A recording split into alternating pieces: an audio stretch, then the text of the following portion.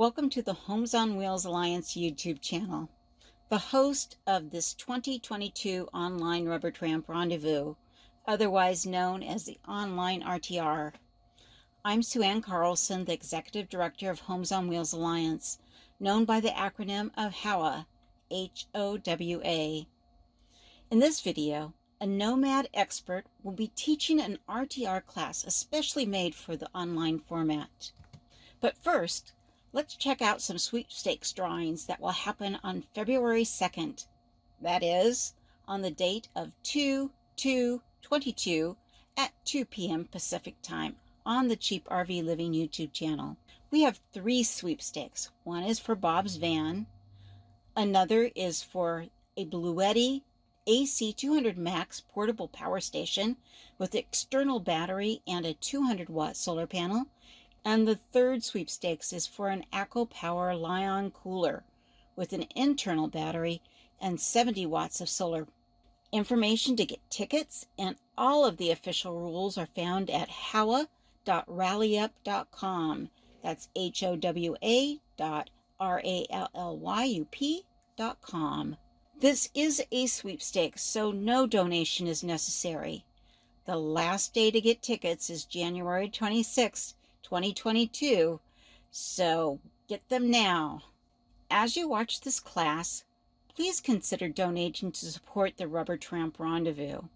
Use the blue donate button on this page to support this work of Homes on Wheels Alliance. Now, let's watch this class and learn something to help us be successful in the nomadic lifestyle. Welcome, everybody. We're presenting today Nomad Healthcare Pitfalls. And I'm Joanne Chortel. You know me from nomadchapter.org if you watched the videos that Bob and I have made together about mental health. But today we're talking about something that all nomads need to know. Basically, there are some complications to getting insurance and healthcare if you're a nomad that are not apparent, and if you get your information from social media, you will get bad information on these things. If you'll notice the information here, we have some reliable sources, and we can give you some links so that you can check out some of these things for yourself. But really, you do need to plan ahead to make sure that if you get sick or if you need continuing medical care, you're not going to get yourself into a terrible situation of not getting care, paying too much money, or both. So let's get going on this. One last thing. The reason that I've learned so much about this is that I've been a nomad for 10 years, full-time in a van, just came off the road to part-time last year. And I run nomadchapter.org, which is a community of people who are nomads who travel the country with anxiety, depression, bipolar, autism, all that kind of stuff. And one of the things that we do for each other is we support each other, including helping each other figure out strategies to get the care that we need at a price we can afford. And you may not realize this, but people who have these challenges tend to have a lot of physical challenges as well. So we're more often hospitalized for something that has nothing to do with our brain. And we are often dealing with chronic health problems. So we have a lot of experience with getting health care on the road, and that's why we're sharing it with you. So let's get started. Okay, also, pitfalls of nomad healthcare is kind of a downer subject, but there is a bonus at the end. So we're going to give you 3 ways that are a good way to get a good chunk of your medical care and drugs for free or for cheap. So please hang on until the end because it gets happier. Okay, let's get going with the first section. Okay, let's talk about domicile county. All right, your domicile county is absolutely crucial to getting insurance. A lot of you have probably watched Bob's video that mentioned that he has his domicile in Pahrump. Pahrump is in Nye County, Nevada, and it's a really good choice. I really like Bob's choice of domicile because it has reasonable access to doctors and specialists because it's not too far from Las Vegas. And it is close to most of the areas where Bob spends a lot of time, so he can get back to his domicile county fairly quickly if he starts to become ill and needs medical treatment. But let's say that I'm not an experienced nomad. Let's say I'm a new nomad or a wannabe and I'm planning. And I've been poking around and I found these wonderful land deals in Esmeralda County in Nevada. Look at this, they're super cheap. In reality, these deals aren't quite what they seem to be, but whatever. You know, it's the sort of thing that we fantasize about, a lot of us, that having our own cheap piece of land where we can have our base and do whatever we want. And, you know, and everybody thinks that this is what they need or want. But anyway, it's in Esmeralda County. It's right next door to Nye. So, you know, Bob's domicile is good. So Esmeralda must be good too, right? Well, not so much. Esmeralda is a whole different world from Nye, even though they share a border. If you go to the Affordable Care Act, aka Obamacare Marketplace, you're going to find out that insurance is pretty darned expensive in Esmeralda. Look at those bronze, and bronze is not good, bronze plans that are the lower expense plans that come up at the very top choice when you go to the marketplace in Esmeralda. They're all over $1,000 a month. So let's go look at Bob's home county. That's Nye. Nye has 7 pages of choices. Esmeralda only has 4 pages of choices. And those same 3 policies that I circled that were at the top of the Esmeralda choices, there's some cheaper ones at the top of the Nye choices, but even those same 3 policies in Nye cost about $500 a month less. So it costs you $500 more for insurance if you live next door in the county of Esmeralda rather than in Nye. And that's a huge difference. And again, you've got lots more choices in Nye. And speaking of more choices, it gets really evident if you are using Medicare as an insurance. A lot of people have Medicare and need some help paying for things because Medicare doesn't pay for everything. It's got a pretty good sized deductible, plus it only pays 80%. And 20% of medical care these days is a lot of money. So people either have supplemental insurance, which is rather expensive, and if you can afford it, I recommend it. But a lot of people choose Medicare Advantage. So let's see what the choices would be in Esmeralda versus Nye. Okay, in Esmeralda, you're not going to have to worry about spending a lot of time comparing plans because only one company offers any Medicare Advantage plan in Esmeralda. And they only have 2 plans, and they're both 2-star, which is crummy, high deductible plans. High deductible plans are probably not what the average nomad is looking for. Okay, so let's move over to Nye. So in Nye, we have 20 plans that are divided between HMOs and PPOs. The PPOs tend to be a little more flexible in terms of location of doctors. And we can still get, if we really want them, those 2-star high deductible plans from the same insurance company. And Nye has 1 5-star plan. I got to tell you, 5-star plans are not common, and some of you may really want one. There's also a lot of nice to haves in a Medicare Advantage plan. But if you look, you see all the red under Esmeralda, second choice there, and all the green on the right-hand side of the choices in Nye. Those are things like vision, hearing, transportation. There's all these nice little goodies that some of these plans have, and you won't find any of those things in Esmeralda. So big, big difference between Esmeralda and Nye. And again, I'm not trying to sell Nye. You know, there are many counties. I don't have my domicile in Nye. I have my domicile in Pima County, Arizona. But I'm using this as a comparison so that you can see how stark the differences are between one county and another, even in the same state. You really need to do your homework before you set your domicile. Okay, the other thing about domicile, and as I said, Bob's got this one under control too, is you should try to have your domicile and your doctors, because your doctors, makes a lot of sense to have your doctors that you normally see in and around your domicile area. It makes a great deal of sense to have that near the places that you normally travel. So I'm in the Southwest most of the time, so Pima County, Arizona makes sense for me. Really makes sense now that I bought a house here, but even before when I had no property at all, Pima County made a lot of sense for me. I briefly had my domicile in Cochise County, which had nothing in the way of healthcare choices and very few doctors, and it wasn't as good a choice as Pima. All right, so why does it matter if you're traveling, whether your domicile is, 200 miles away from you or 2,000? Well, it matters because you might really need to go back there for care. State services are based on where your domicile is, and if you get into trouble health-wise, you may need some help, and you're going to get it in your domicile state more than you're going to get it anyplace else. Again, you need to have your doctors that you normally see someplace, and it makes sense to have them in your domicile state. So let me tell you a couple of real-life stories.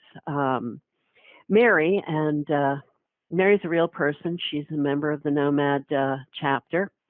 Got diverticulitis right as COVID began to be a big problem. And she had one heck of a year. She was in and out of hospitals. Her domicile was back in Pennsylvania where her family was, and that's where her driver's license was and all that kind of stuff. Her doctors were back there. This was her first year full-time on the road. Talk about bad luck. But anyway, so Mary went into the hospital on the border of California and Arizona, got treated for a couple of days for diverticulitis. They released her. She hoped that that treatment would be enough to get her healed up and better. She was sick for a while, then she got more sick. And at that point, had she had a domicile, let's say in Nye County, she she could have made it home because she went just that far in another direction. And she could have been with her doctors and, who had her records and that sort of thing. But she didn't because her domicile was Pennsylvania and it was the winter and she was sick and it was a long way away and she didn't have a lot of gas money. So she ended up going in and out of the hospital a few times, and then finally, in the other side of Arizona, she ended up in the hospital, and they did surgery on her. And that surgery left a wound that needed a lot of care and some other things that really required some education and some care to take care of. And when they were done with the surgery, Mary wasn't well enough to take care of this stuff, so she ended up in a nursing home. Again, not in her domicile area, far, far away. And eventually, she got to the end of what Medicare would pay for the nursing home, and she was better, but still not good. And she just decided to go home where she had doctors because she had other stuff that needed to get taken care of bureaucratically and medically. And so she piled into her rig and started a long drive to Pennsylvania. And so she actually totaled her rig on the way there, but she did finally make it. And when she got there, her medical records were all over the place for this diverticulitis. They were in California, they were in Arizona, they were in different hospitals in Arizona. And you can request your medical records, but they take time. And it took over a month for her medical records to catch up with her. So the doctors in Pennsylvania didn't quite know what to do with her. And they took care of her, but it wasn't as good as it should have been. And things like home health care and wound care and visiting nurse services shouldn't get those at all because those have to be ordered by the doctor who did the surgery. The doctor who did the surgery wasn't in that area and didn't have any relationships with any of the people who did that work. Plus, he's in Arizona and he doesn't have a license to treat anybody in Pennsylvania. And so prescribing those services probably wouldn't have worked anyway.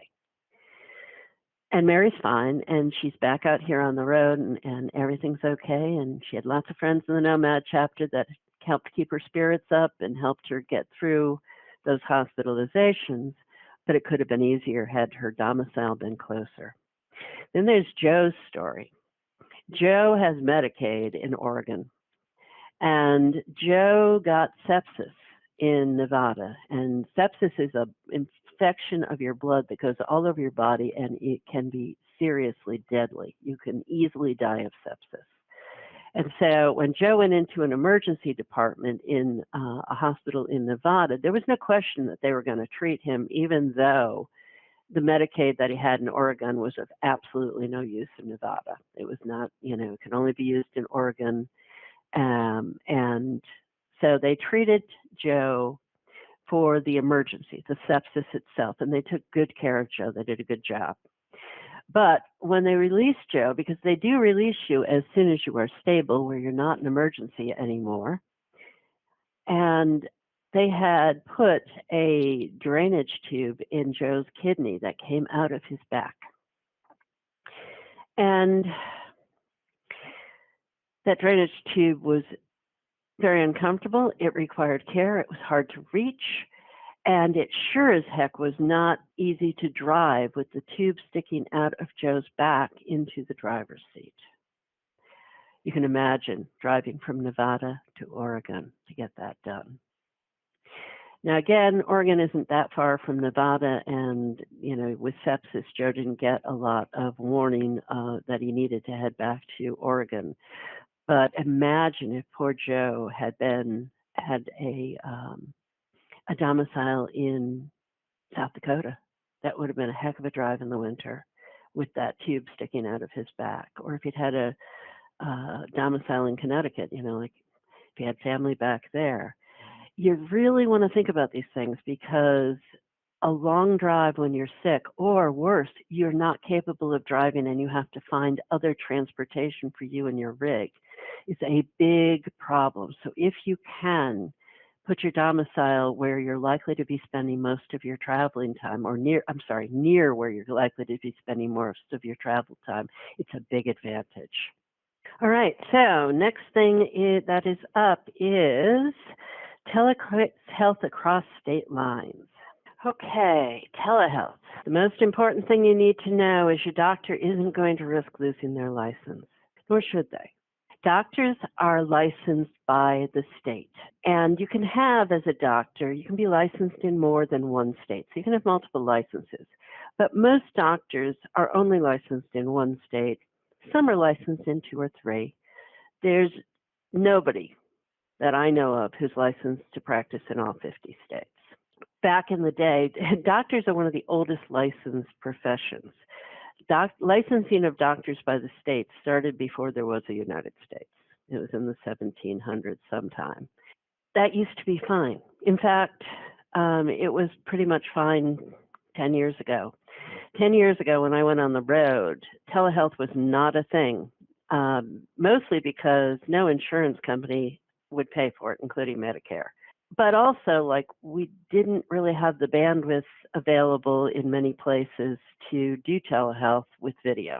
Even though it's always been illegal for doctors to treat you if your feet aren't in a state in which they are licensed. Not your domicile, your actual physical location at the moment of the appointment. It's always been illegal for them to treat somebody who's not in their state. It was so impractical to treat somebody who wasn't physically located in their office, let alone in their state, that it really wasn't a big issue and no one paid much attention to it. Back when I went on the road, I did have a session with a therapist over the phone once, something that didn't happen very often because you had to pay out of pocket for it because no insurance company was going to pay for it. Fast forward to now, especially with the pandemic, and telehealth is all the rage, and insurance will pay for it, and that's likely to continue, by the way. Most insurance will continue to pay for most telehealth. There's no sign that that's going away. But one of the things that is happening is that the pandemic caused states to make exceptions to their licensing requirements because there was such need for doctors to treat patients, and nobody was enforcing the rules, and a lot of the rules got temporarily suspended anyway. But the problem is, whether or not you think the pandemic's over, the rules are changing and the rules are going back to the way they were. And so even if your doctor could treat you legally during the pandemic, they're going to lose that right to treat you if when your feet aren't in a state that they're licensed. They're going to lose that ability. They may actually have never had it, but no one was enforcing it either. So there's been a lot of telehealth of doctors treating patients that are in states where they aren't licensed. It's going to stop.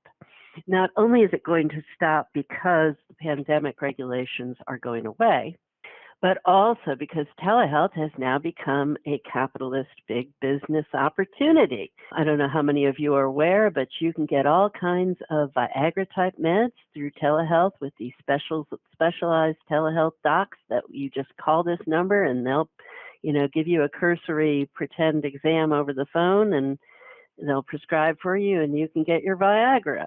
And ladies can get their birth control the same way with different companies. And mental health, oh my goodness, the number of mental health telehealth things are tremendous. And what they do is they figure out what state they ask you actually what state you're in, and they match you to a doctor who is licensed to treat people in the state where you are. Because it's now big business. And because telehealth is a hot subject, more and more doctors who didn't really realize that when they were calling patients who were in another state for vacation or because they were nomads, that they were violating the laws of the state in which that person was located. More and more doctors are aware that they need a special license to do that within another state. And also, the companies that are going to make a lot of money doing telehealth are not going to want your doctor to compete with them. And so somewhere along the line, we're going to start seeing doctors being reported to make examples of them so that the other doctors won't do that. So your doctors, once he realizes that he's violating the law, is going to drop you like a hot potato. And we're going to talk about the doctor shortage. You may not be able to replace that doctor for a long time if he drops you. And the reason he's going to drop you is because his insurance company is going to go nuts if they know he's practicing in another state without a license. And because, ethically, he doesn't want to be breaking those laws. Doctors are, most good doctors care about ethics. And finally, there is a compact that will allow doctors to get permission to practice telehealth in other states. But in order to get in on that compact and get that thing, you not only have to pay money and fill out forms and that sort of thing, but you have to have a clear record. And if you get reported for practicing without a license, you're probably not going to be able to use that compact that allows you to get your license extended to work on telehealth in other states. This is all over the news too, so your doctor is going to find out about it even if he's been ignorant. My primary care doctor was so ignorant it was pretty funny during the pandemic, but my guess is he knows now. On the screen, you're seeing stuff from Kaiser Health News. Kaiser does this stuff for, to make money. The Federation of State Medical Boards stating that 49 state boards plus the medical boards of District of Columbia, Puerto Rico, Virgin Islands, etc., require physicians engaging in telemedicine are licensed in the state in which the patient is located, not, by the way, in which they live. U.S. News and World Reports has something about telehealth licensing battle threatening patients' options, and it surely is threatening the options of nomads. So again, this relates to domicile and it relates to the shortage of doctors. You need to think about this. You need to get your doctors set up in a way where they can legally see you when you need to see them. And telehealth is an option for some things, but don't let it be an option where your doctor is violating state laws, because all of a sudden when you need him, he's not going to be there anymore. Okay, next up is prescription renewal and refill gotchas. Okay, if you get nothing else out of this whole presentation, every time you have a prescription that is eligible to be filled or refilled, do so as soon as possible. Don't delay, don't wait. First of all, some people aren't clear on this, but there is no prescription of any sort for a drug that can be refilled forever without having to go see your doctor again. Even the totally, no-brainer prescriptions that aren't of any abusive use to anybody, you still need to go see your doctor periodically to get those prescriptions renewed. All right, there are 50 different sets of laws governing prescribing because, as we discussed, doctors are licensed by the state. And the state has rules, and nobody makes the rules the same in all the states. So some states will have some laws about prescribing some types of drugs that other states don't have. In addition, there are 50 sets of laws that govern refills and transfers because pharmacists, too, are licensed by the individual states, and they have some pretty weird laws regarding prescriptions and refills and transfers. A lot of this stuff got much easier during the pandemic. So, and I do want to say most prescription refills and transfers work, and that leads to complacency. You think, well, it's been working for a year now, this shouldn't be a problem. And then you get hit with one of the gotchas because you're in a different state, or it's time to renew the prescription or whatever. Don't get complacent. Expect that it's going to work most of the time. Don't stress about it, but don't wait to refill those prescriptions so that you have time to fix a problem if you've got one. All right, so there's pandemic exceptions, which have made all of this a lot easier, but they're going away, and they're going away fast. In addition to filling your prescriptions as soon as possible to make sure you know as soon as possible if you've got a problem, you should see what you can do to obtain a backup supply, preferably a month's worth of drugs. Talk to your doctor about how to do this. You'll probably, or maybe have to pay for it out of your pocket. Sometimes there's a way to get insurance to pay for a month's supply, but work with your doctor to figure out how best to do this. And if all else fails, there is always the option of going to Mexico and buying a month's supply of your drugs in Mexico so that you have a backup supply. Make sure that you take your backup supply, rotate it so that the newest drugs become your backup supply and you use the ones that were your backup supply. You don't want those drugs getting old. But anyway, again, fill those prescriptions as soon as possible so that you can make sure that you're not going to have a problem. And you won't have a problem most of the time.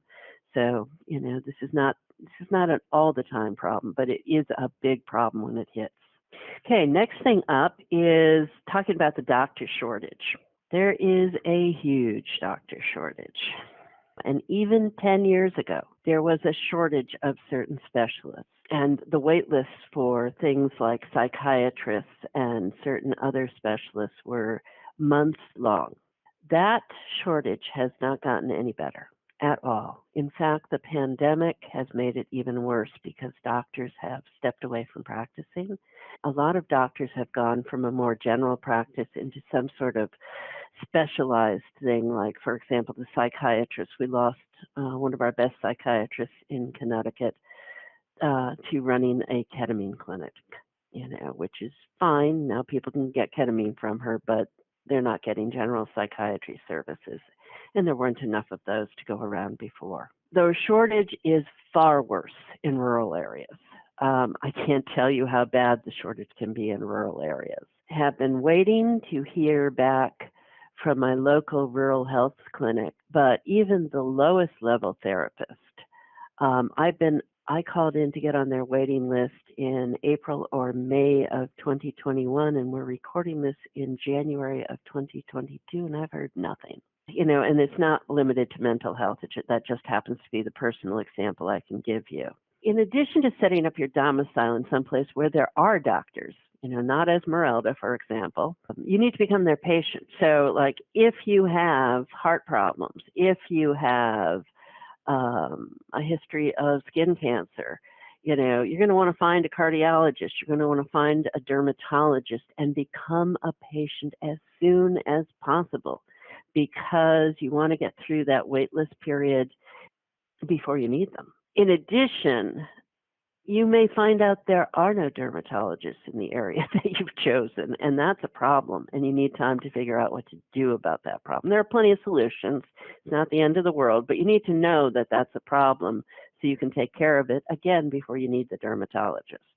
The other thing is, do not, if you have an HMO, for example, with a directory, and you figure, okay, it says there are 14 primary care providers and, however many cardiologists and dermatologists and pulmonologists, don't assume those directories are correct when they say the doctor is taking new patients.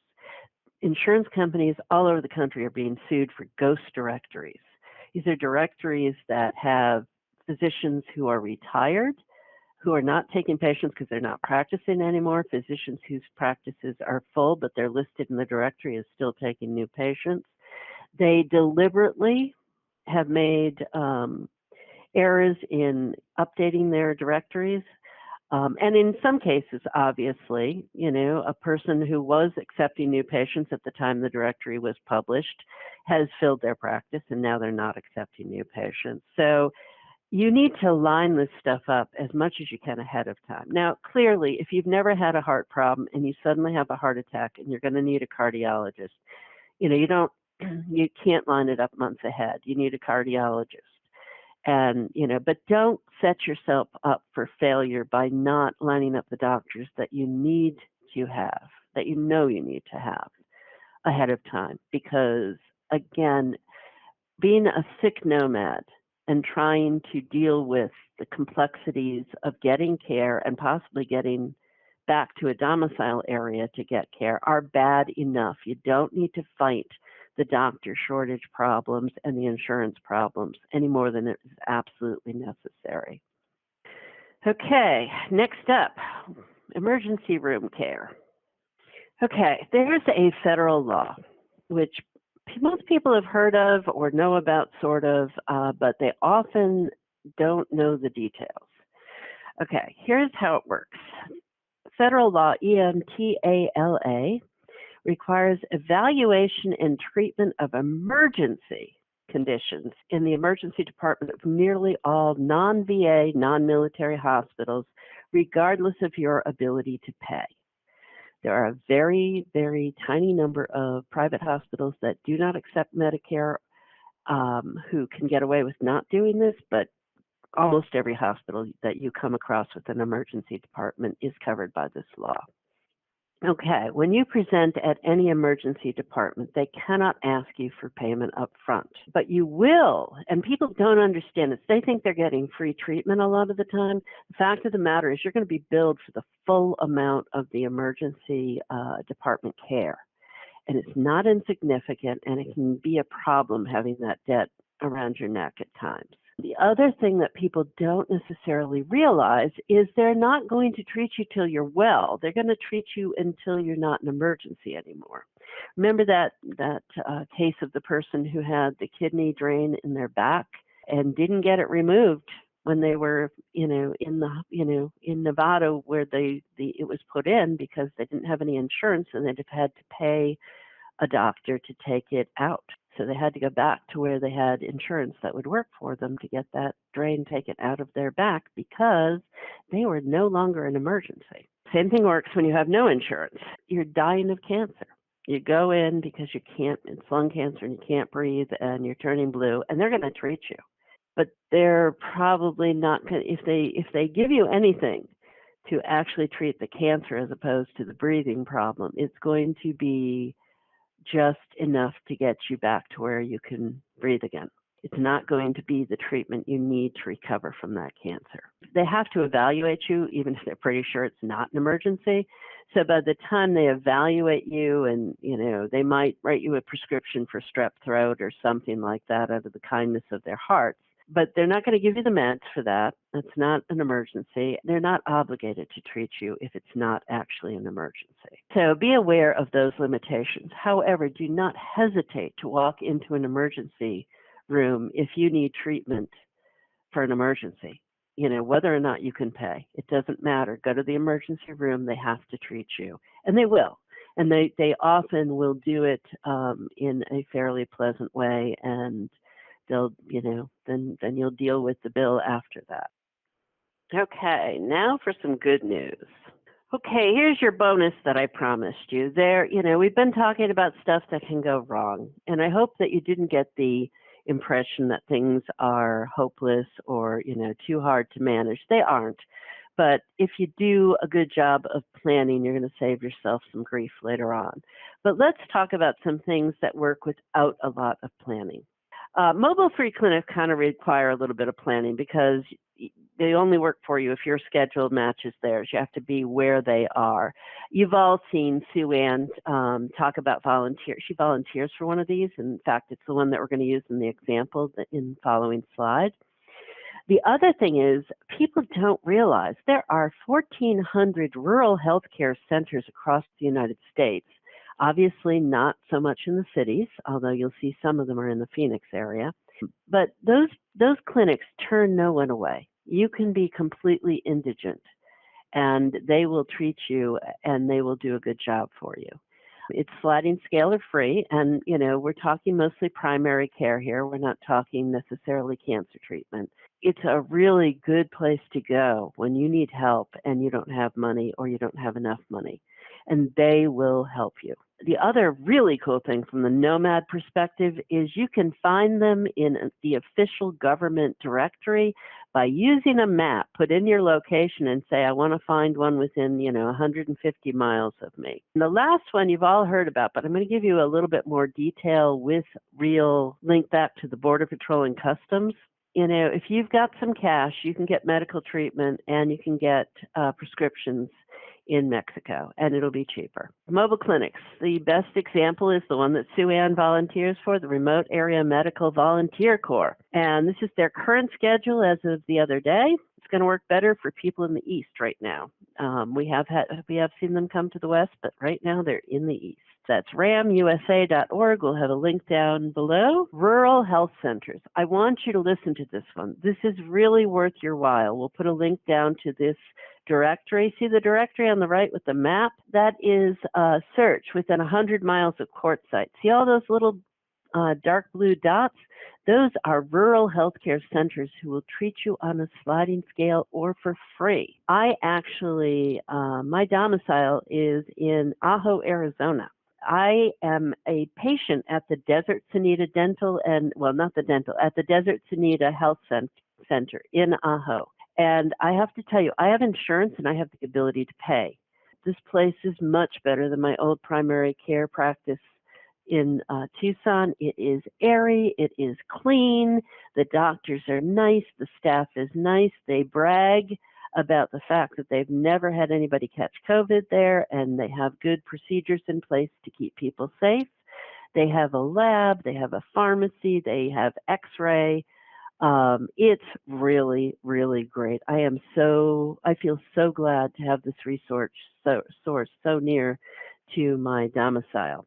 And I can't speak for all the other 1,399 health clinics, but my guess is they are similar. I have used another one down near the Mexican border in eastern Arizona, not personally, but I brought a friend who had terrible teeth problems to their dentist in that thing. And again, the service was so sweet and kind and friendly, even though he had no money.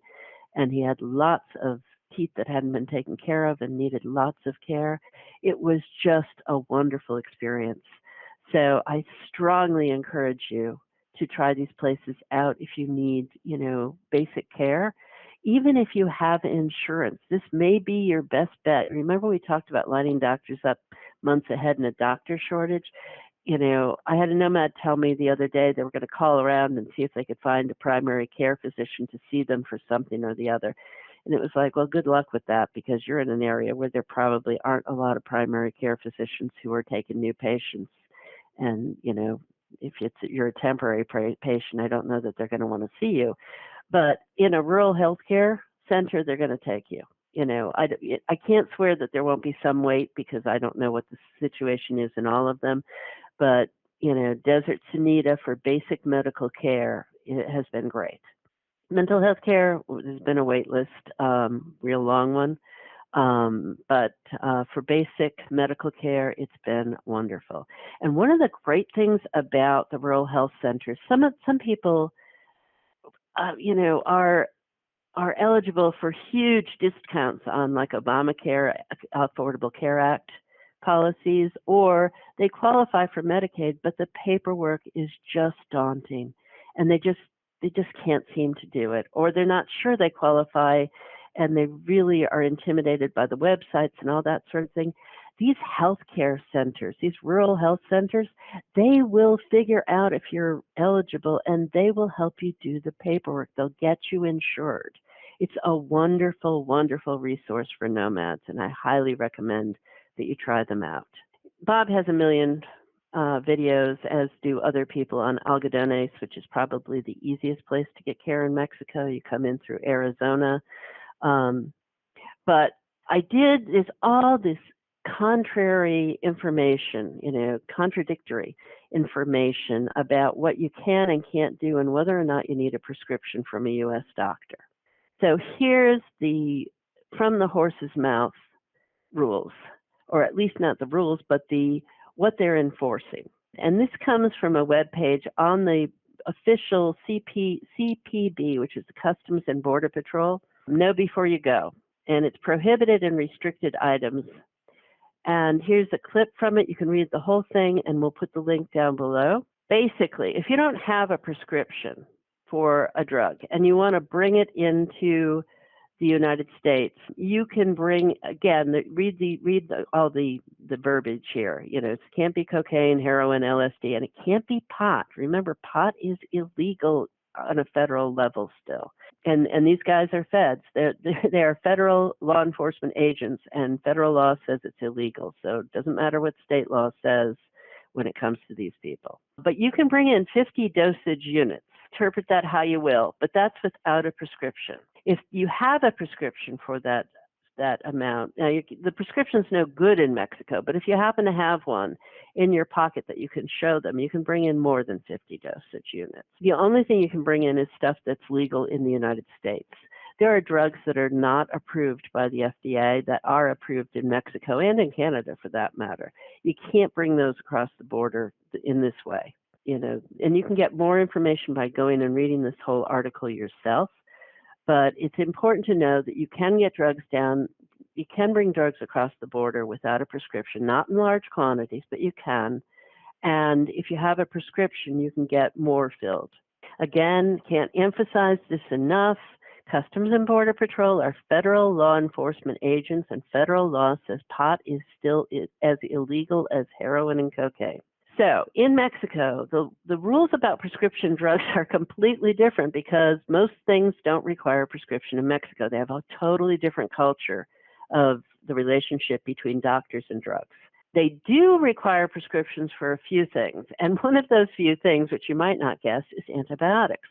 Some antibiotics you can get without a prescription, but a lot of the more powerful ones, you must have a prescription, and the prescription has to be from a Mexican doctor, because you're in Mexico. And, just like your doctor can't treat you in Arizona if he's only licensed in Pennsylvania, he surely can't treat anybody whose feet are in Mexico. So when your feet are in Mexico, you need a prescription from a Mexican doctor if the drug requires a prescription in Mexico. The pharmacy that you're with will probably be able to refer you to a doctor who can help you with that. That's our tip of the day for Mexico. I hope that this has been useful, and we're going to be doing some live question and answers as I understand it. But I do also want to let you know that if you travel with anxiety, depression, etc., you have all these same problems that everybody else has, but they're even worse. If you're looking at psych drugs and psychiatrists and therapists, it can be really daunting. And a lot of us have already figured out ways to deal with it. And we strongly and openly welcome you to come join us, show up at any of our meetings, or ask to get into our Discord server. meet some people, make some friends, and we'll, tell you how we deal with this stuff. I personally don't take drugs, so the psychiatry stuff isn't a problem for me, but we have lots of people who do, and we help each other, and we help each other figure it out, and we help each other research. And please come to us, because it's so much easier to do this with friends. Thank you, everybody, for your time, and looking forward to meeting you on the road someday. That was lots of good information. We are so fortunate to have such wisdom and expertise in the nomadic community.